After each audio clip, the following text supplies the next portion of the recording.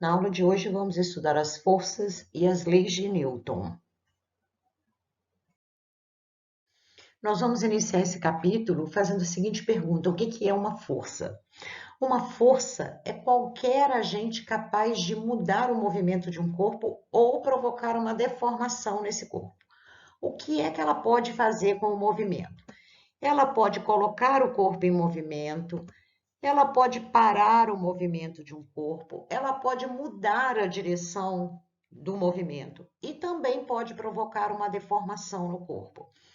Para isso, nós precisamos entender como que a força será representada, já que nós não vamos poder fazer esse tipo de desenho sempre, a gente tem que usar uma representação.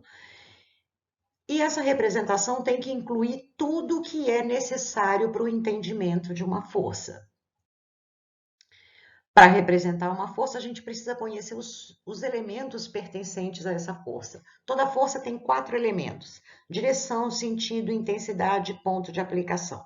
O que é a direção? A direção é onde você vai colocar a força. Então, você vê aqui no exemplo, a gente tem várias direções, mas nenhuma delas está orientada. Por quê? Essa orientação é o sentido. Então, o sentido é a orientação que você dá à força.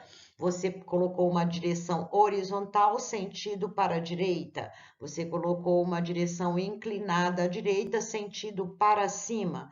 Inclinada à direita, sentido para baixo. Para facilitar a identificação de direção e de sentido, a direção você faz a pergunta onde e o sentido para onde.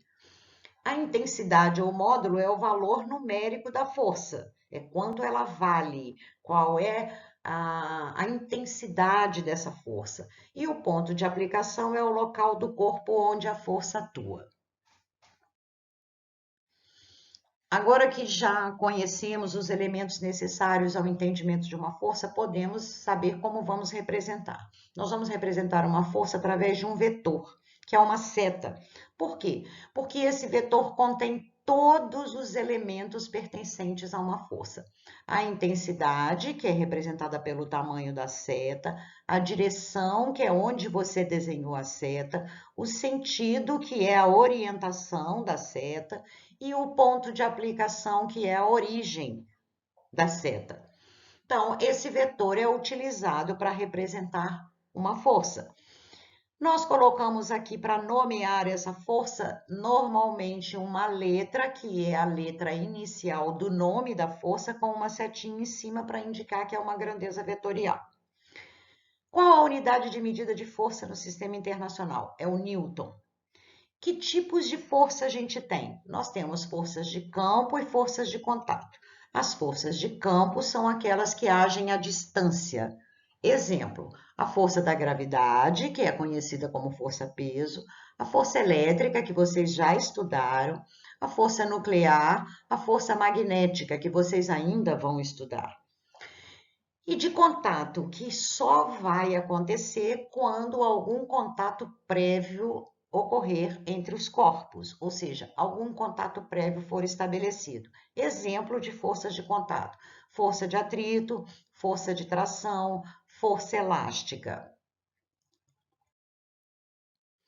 O que significa um sistema de forças? É lógico que um corpo ele pode estar sob a ação de uma força ou de várias forças ao mesmo tempo. Quando ele está sob a ação de 2 ou mais forças, a gente chama de sistema de forças. Esses sistemas têm umas classificações. Essas classificações são forças de mesma direção e mesmo sentido, e são forças coincidentes. Olha bem, 2 pessoas aplicando força na mesma corda, então as direções são coincidentes. Forças paralelas, quando são de mesma direção, mas elas não são coincidentes, tá? Uma ao lado da outra. Então, forças paralelas de mesmo sentido, forças de mesma direção e sentidos contrários, uma está para um lado, a outra está para o outro. Forças concorrentes ou angulares são aquelas que formam ângulos entre elas. Então, esses sistemas são classificados dessa maneira. E isso vai ser extremamente importante para vocês determinarem a resultante de forças, que é a soma vetorial de todas as forças que agem sobre o corpo. Quando você tem um sistema de forças, é necessário que você ache a resultante dessas forças. O que é a resultante? É a soma vetorial de todas as forças que agem sobre o corpo. Ou seja, é uma força que sozinha poderia substituir todas as outras. Vamos lembrar da parte de resultante de vetores que vocês já estudaram lá no primeiro ano. Como que vamos calcular então a resultante de força? Como a força é uma grandeza vetorial, eu vou aplicar as mesmas regras que são aplicadas para vetores. É uma soma vetorial. No primeiro caso, eu tenho forças de mesma direção e mesmo sentido. Então, eu tenho duas forças horizontais para a direita. Como que eu vou calcular a resultante dessas forças? Eu vou ligar a origem da segunda força à extremidade da primeira. Então, eu repito a primeira, vou repetir a segunda e ligar na extremidade da primeira. A resultante é um vetor maior, do tamanho desses dois vetores que estão ligados um no outro. Repare que ela tem a mesma direção e o mesmo sentido dos vetores adicionados. Então, a resultante de duas forças que têm mesma direção e mesmo sentido é a soma das intensidades de todos os vetores que agem sobre o corpo, ou todas as forças.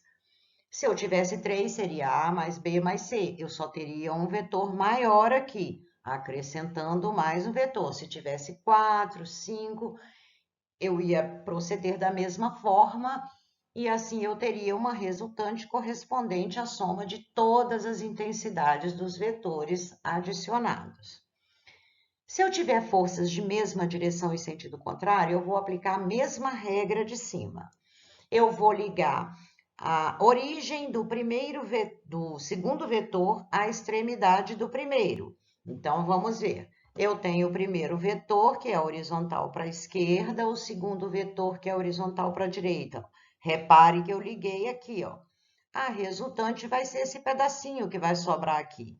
Ou seja, eu vou ligar a origem da primeira força com a extremidade da última. A regra é a mesma de cima, só que aqui, como eu tenho vetores de sentidos contrários, eu vou subtrair um do outro.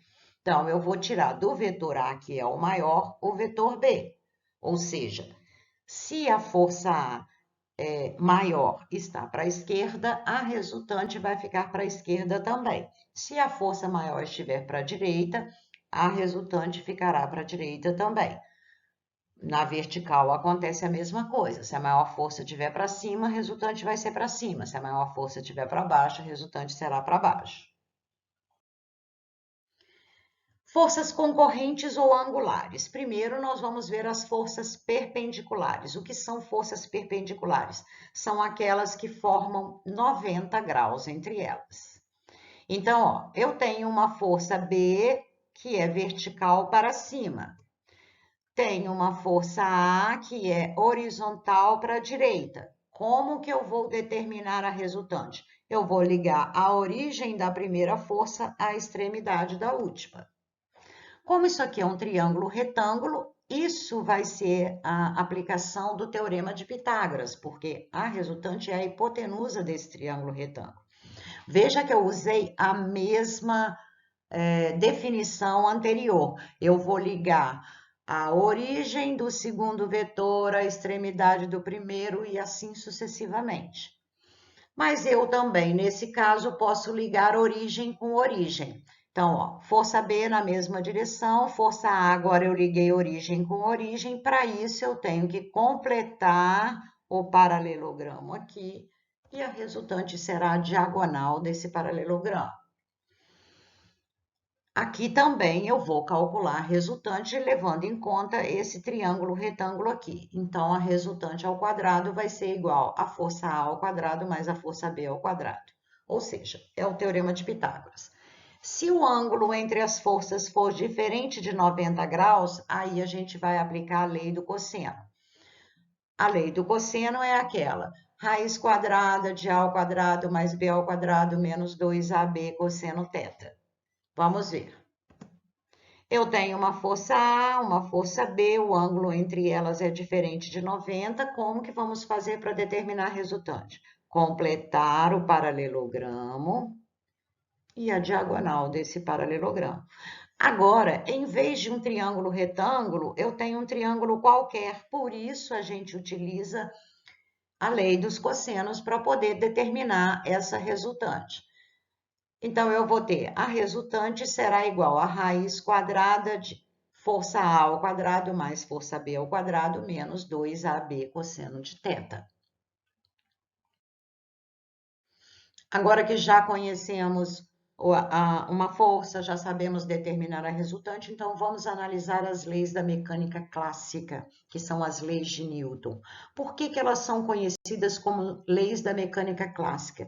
Porque elas só são válidas para referenciais inerciais, ou seja, para referenciais em repouso ou em movimento retilíneo uniforme. Se tiver aceleração, elas não são válidas, não adianta. A primeira lei é o princípio da inércia. O princípio da inércia diz o seguinte: todo corpo tende a manter o seu estado de movimento ou de repouso, a menos que sobre ele passe a agir uma força externa. Traduzindo, se não tiver uma força resultante externa diferente de zero, esse corpo vai permanecer do jeito que ele estiver. Que jeito é esse? Ou ele está parado, ou ele está andando numa trajetória retilínea com velocidade constante. Ou seja, é repouso ou MRU. Inércia traduz equilíbrio, e equilíbrio significa força resultante igual a zero. Ou seja, não tem ação de força externa. Vamos analisar essa figura aqui. Suponha que esse ônibus esteja parado e várias pessoas dentro dele. Se ele entrar em movimento, por inércia, a tendência dos passageiros é cair para trás. Por quê? Porque quem andou, quem sofreu ação de força externa foi o ônibus e não os passageiros. Então, a tendência dos passageiros é continuarem em repouso. Da mesma maneira, quando um corpo faz uma curva, a tendência, quando um carro faz uma curva, a tendência dos passageiros é cair para o outro lado. Não é cair para o outro lado. A tendência do passageiro é continuar andando em linha reta. Por quê? Porque a força que fez mudar a direção do movimento do carro foi feita sobre o carro e não sobre quem estava dentro dele. Então, a tendência de quem está dentro dele é continuar em linha reta. Por isso, você tem a impressão de que tem uma força te puxando para fora. Não é para fora, é para você continuar em linha reta. Entendido? A inércia de um corpo, ela é representada pela sua massa. O que significa isso? Quanto maior a massa, maior a inércia do corpo. Mais difícil é de tirar esse corpo do repouso ou de parar o movimento ou mudar a direção do movimento deste corpo, certo? A segunda lei de Newton é o princípio fundamental da dinâmica. Esse princípio, essa lei diz o seguinte: se a resultante de todas as forças que agem sobre o corpo for diferente de zero, ele vai adquirir uma aceleração. Essa aceleração será diretamente proporcional ao valor da resultante e inversamente proporcional à massa. O que significa isso? Maior massa, menor aceleração. Menor massa, maior aceleração. Vamos estudar essa lei depois separadamente, porque ela é muito mais elaborada do que isso que a gente está vendo aqui. Nós temos que entender de todas as forças específicas, quais são as forças que vão agir e provocar uma mudança de movimento no corpo, quais as forças que vão participar desse movimento, quais as que estão se equilibrando. Então, isso aqui é muito mais complexo do que a gente está vendo agora. Então, nós vamos estudar essa segunda lei depois separadamente já nas próximas aulas. A terceira lei de Newton é o princípio da ação e reação. Esse princípio diz o seguinte: a cada força de ação corresponde uma força de reação de mesma intensidade, mesma direção e sentido contrário. O que significa isso? Se iniciar uma força de ação, imediatamente começa uma força de reação. Então, veja bem, aqui essa pessoa encostou nesse sólido. O sólido automaticamente reagiu. Isso significa o quê? Nenhuma força age sozinha. As forças sempre ocorrem aos pares. Cada força de ação tem o seu par de reação. Ação e reação ocorrem ao mesmo tempo. Ação e reação nunca se anulam, pois agem em corpos diferentes. Olha bem, a ação sobre o sólido, a reação sobre a pessoa. Ação e reação têm sempre o mesmo valor, uma jamais vai superar a outra. E o mais importante, ação e reação são forças de mesma natureza. Ou as duas são de campo, ou as duas são de contato. Agora que nós já vimos as leis, então vamos entender algumas forças que são forças chamadas de especiais ou específicas. Que forças são essas? São aquelas forças que têm módulo, direção e sentido definidos, que você não pode mudar. Elas agem sobre um corpo com módulo, direção e sentido pré-definidos. E a mais importante delas é a força da gravidade, a força peso. É a força com a qual a Terra ou outro planeta ou satélite atrai os corpos para a sua superfície. O módulo da força peso é muito fácil, vai ser o produto da massa do corpo vezes a gravidade. O que significa isso? A força peso, ela depende do local onde o corpo estiver. Se você mudar um corpo de local e esse campo gravitacional mudar de valor, a força-peso vai mudar de valor. Se você não mudar de local, vai permanecer constante. A massa não varia, mas a força-peso, que é o produto da massa pela gravidade, vai variar. Qual é a direção da força-peso? Na maioria dos exercícios que a gente faz, a gente está trabalhando com pequenas superfícies do nosso planeta. Então, a força-peso está orientada na vertical para baixo. Se considerarmos o planeta todo, essa força é radial e apontando para o centro do planeta. Então, muito cuidado com isso, porque quando você está trabalhando com pequenas superfícies do planeta, você percebe essa força vertical para baixo. Se você estiver aqui, ó, nesse lugar, como que você vai perceber a força-peso? Você vai perceber ela puxando na vertical para baixo. Se você estiver aqui, você vai perceber puxando vertical para baixo. Agora, se você considerar o planeta todo, aí ela é uma força radial, a direção, e o sentido dela é apontando para o centro do planeta. No plano inclinado, a força-peso deve ser decomposta nas direções paralela ao plano, que é o PX, que vai ser responsável pelo movimento do corpo ao longo desse plano, e perpendicular ao plano, que é o PY, que vai ser responsável pelo contato que o corpo faz com o plano. Então, o PY influencia no valor da força normal, e o PX é o que vai provocar movimento ao longo desse plano. Como que a gente calcula PX e PY? O PX vai ser a força-peso vezes o seno de θ, então mg seno de θ, e o PY mg cosseno de θ. Estou fazendo a decomposição dessas forças. Por que que aqui eu usei no X o seno e no Y o cosseno? Lá da geometria, ângulos de lados perpendiculares, que é esse aqui, ó, eles são iguais. Então, esse ângulo θ é transmitido para cá. Logo, o PY é o cateto adjacente ao ângulo, certo? Por isso que ele é cosseno. E o PX é o cateto oposto, por isso que a gente usa seno. A segunda força é a força normal. O que é a força normal? A força normal é a reação de qualquer superfície sólida, presta atenção, sólida, a compressão, aperto, tenho que encostar. Se estiver puxando, não tem normal. A normal acontece quando você aperta. Ela é chamada de força normal porque ela faz 90 graus com a superfície. Sempre ela será perpendicular à superfície.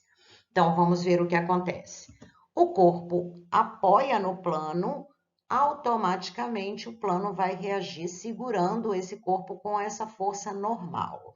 Se for numa superfície vertical, a mesma coisa, ó, o corpo aperta o plano, automaticamente o plano reage segurando com a força normal para ele não afundar aqui, certo? Neste caso aqui, a força normal não tem nenhuma comparação com o peso.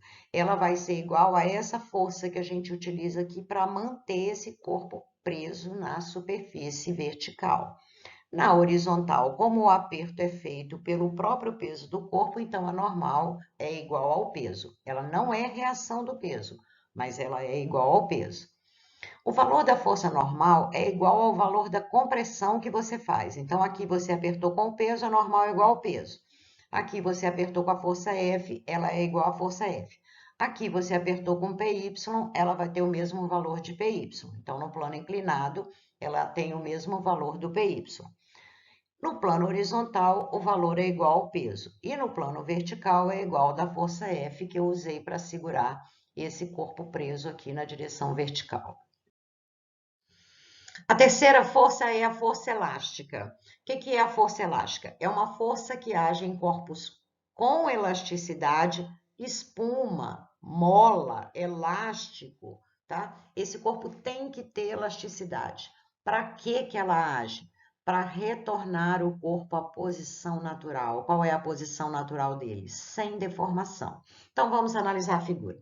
Nós temos aqui uma mola em repouso, ela está na posição natural, com o seu tamanho natural. Aí eu aplico na ponta dessa mola uma força F. Essa força F vai esticar essa mola. No momento que começou a esticar essa mola, vai surgir a força elástica no sentido contrário a essa força aplicada para deformar, que é chamada de força deformadora ou força solicitadora. Para quê? Para retornar o corpo para a posição natural. Então, a força elástica só vai existir quando você começa a provocar uma deformação. Por este motivo, ela depende do tamanho da deformação provocada. A força elástica, então, vai ser o produto da constante de elasticidade do material vezes o tamanho da deformação provocada no corpo, seja para esticar ou para apertar. Se eu esticar, a força elástica vai agir para fazer o corpo voltar para a posição natural. Se eu apertasse essa mola aqui, a força elástica estaria na vertical aqui para baixo, porque ela teria que fazer a mola voltar para a posição natural. Aqui a força é em newtons, a constante de elasticidade é em newtons por metro e o x é em metro. A última força específica que vamos ver por enquanto, porque ainda está faltando força centrípeta e força de atrito, é a força de tração ou tensão. Que força é essa? É uma força que vai surgir em fios ou cordas que não têm elasticidade quando eles forem solicitados. O que significa isso? Se eu tiver esses dois corpos aqui presos através de um fio, não existe tração. A partir do momento que eu aplico uma força sobre esse corpo aqui ou sobre esse aqui, o que vai acontecer? Essa força será transmitida ao corpo, que vai transmitir a força para o fio. Essa força vai sendo transmitida por todo o fio. Quando ela chega lá do outro lado, ela não consegue empurrar esse corpo, o que ela faz? Ela retorna. Ou seja, a tração sempre vai estar para um lado e para o outro do fio. E ela só vai mudar de valor se mudar de fio. Se eu tivesse um outro fio aqui, aí seria outra força de tração. Para calcular o valor dessa força, eu tenho que aplicar a segunda lei de Newton. Por isso, eu disse que a gente vai estudar a segunda lei separadamente depois. Para finalizar essa aula, nós vamos analisar as polias ou roldanas. O que são polias ou roldanas? São rodas utilizadas para inverter o sentido de uma força aplicada a um fio. Elas tornam mais cômodo o deslocamento de objetos com grande peso, seja na horizontal, seja na vertical.